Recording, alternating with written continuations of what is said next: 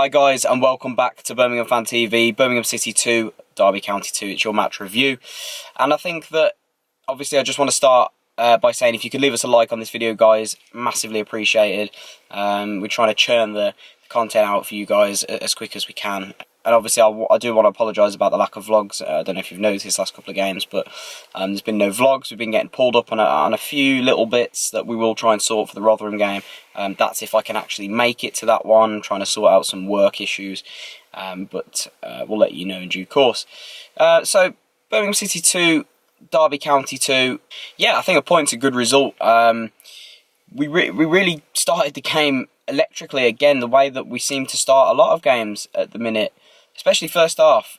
First half seems to be where our strengths lie at the minute, starting games on top, really emphasising and putting our stamp on games. And to score within 2 minutes was a great set piece. And I do want to highlight that the set pieces all game, I think out of the 10 odd set pieces that we delivered, every single one was on the money. We delivered so many good balls all day. Hotz and Magoma with several quality deliveries in.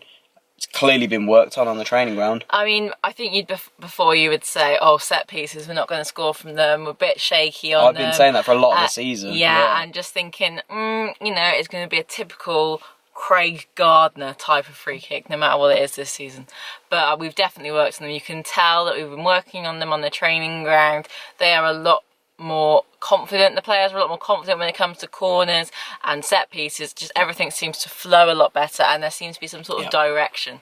I think today, yes, we had a few long balls into the box, but I think overall we were a lot more direct with our passes, a lot more direct with what we were trying to do. We weren't just sort of hoofing it up the pitch in hope of something. We had a game plan straight away to get that goal. I think was fantastic.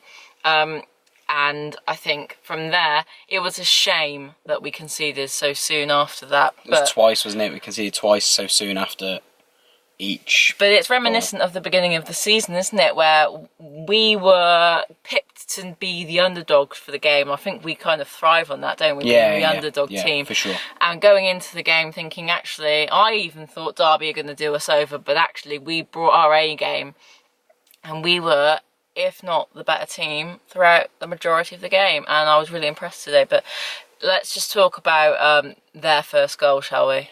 Yeah, a simple ball. Really is a simple ball. It's a killer. I think that if a team can highlight one weakness with Blues, it's the lack of pace in the back line. They've put a direct ball at which they've tried to do all day because they know that they couldn't pass the ball through our midfield. It was evident from the start that they had highlighted that they can't pass the ball through us. We do sit really tight with lots of banks, so they wouldn't. They just were looking to get Waghorn in behind in the lines or Lawrence, and that's exactly what they did. They got in between Morrison and Dean. It was a really good ball actually, and then. At the time I was saying, Camp could have done a lot better. He could have come out, he could have claimed that. He could have at least tried to put him off. But looking at it, I think that it's difficult to hold somebody accountable for that one. If anything, the defence could have dealt with it a little bit better. But it's a great finish from Waghorn. And yeah, like I say, it's just a killer that we couldn't settle into the game again with a 1-0 lead, because it makes it more difficult for Derby then. It almost felt like after they'd scored that we'd lost a little bit of our get up and go. It was a bit of a kick in the teeth, but I do think we got going a little bit more again in the first half as time went on. And then that goal from what the announcer says was Gary Gardner, but we all saw that it was Michael Morrison. I don't know why he said that. And his celebration was just encapsulates how we feel as fans about this season, that we've really achieved something this season, and we're proud to support Birmingham City. And Morrow really encapsulated that, I thought, today in his celebration. I think that it was, again, obviously because it comes from a set piece, another good corner. Magoma this time, Hotz with the first one, Magoma with the second. A bit of a scramble in the box, but he seems to find himself in the right position all the time at the minute, Morrison. He's always in and around that 6-yard box to stab home, and it's becoming a bit of a habit, to be honest. And I think he had another decent game today, another decent game, and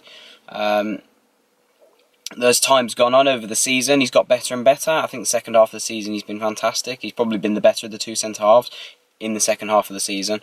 So I do have to agree. yeah, I'm happy for him to get another goal.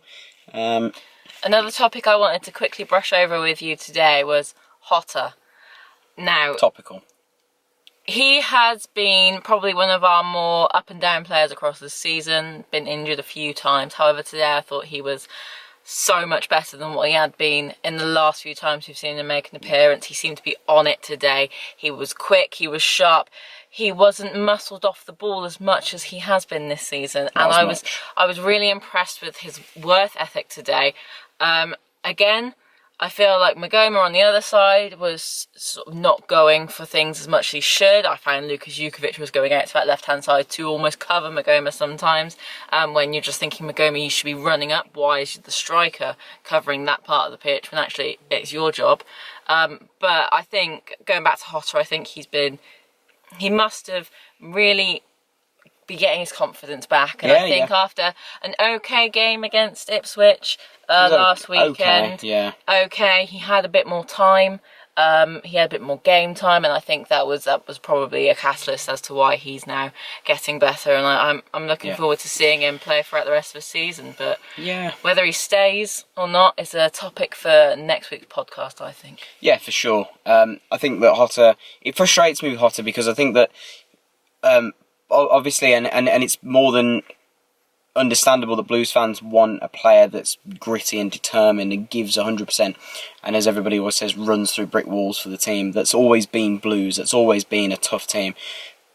But what Hotz brings to the table isn't that, and you've got to understand that, yes, it's frustrating when he doesn't put a tackle in, and he doesn't, not that he doesn't try, I think he tries very hard, but at times he's not that player. He's that player that can make things happen in a moment. He can open teams up with one pass, and I think that his delivery for Jukovic's ball for goal was excellent. A lot of the times today he plays great little reverse balls, he plays lovely 1-2s with Max, he gets us up the pitch. Yes, he can be frustrating, I do agree, and I understand the frustrations, but I have a guy that sits behind me, and he turned to boo him. He booed him at some point in the first half. Every game he goes at Hotz, every game. He doesn't, while sometimes, yes, he can lose the ball. What player doesn't lose the ball on that pitch? Even Adams loses the ball. But every time Hotz loses the ball, he's on his back. But, regardless, I think that we got in front again. And from their second goal, it looked like a foul on Morrison. He was complaining that he was being held. I do agree. I saw him being held. Yes, I know there's going to be a tussle in the box. It's a corner. But and I was saying actually 10 minutes before that, Richard Keogh, I don't like Richard Keogh. But I was like, he's got a knack of scoring against us. Wow, there we go. And it was a close range finish. And after that, I think the second half, if anybody was going to win that game, it was going to be Blues. Derby put a couple of half balls into the box, not too much to trouble us too much, apart from that save from Tamori that Camp had to make, which was a decent save, to be fair. And then he managed to punch it out. We had quite a few chances in the second half, didn't we? Yeah, we've hit the post with Jukovic. Yeah. And then we couldn't stab it home. We've had Morrison flash one across the box that Vassell missed at the back stick. Too many times this season have we been saying Blues looked like they were going to be the team to win this. But they didn't win it. Yeah. Exactly. Yeah, but that's it. That's that. I think if we had, I know it's been a topic on Twitter, if we had a better bench to bring on that little bit of quality to finish teams off, then maybe, but that's for next season, I think. If we can build and have a few more players in this squad to add some strength in depth, then yeah, we could be looking at a good positive season again next season, and a top half, top 10 finish would be nice. Got a foundation now. We've got a foundation. We've got to build on it, and I think after Monk coming in having his first full season, he didn't manage to buy all the players he wanted in the summer due to all this restrictions in January as well.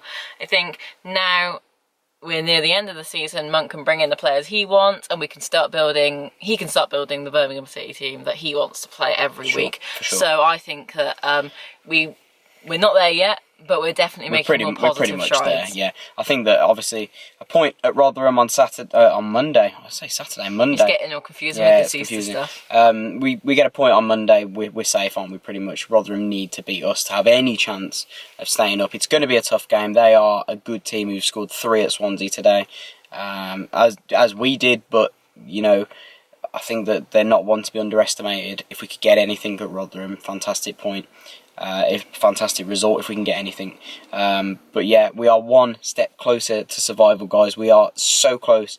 I know we shouldn't be talking about survival, but we've had to be in the last couple of weeks. So yeah, but leave your comments down below.